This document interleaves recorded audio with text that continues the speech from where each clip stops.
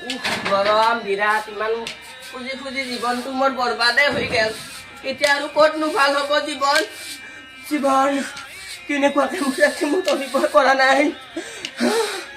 অ' বাপাই কোনোবা আছে নে ঘৰত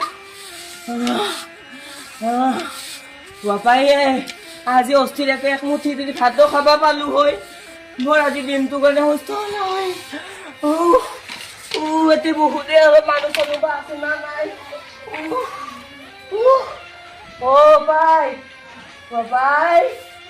অ' মগবাই আছিলোৱে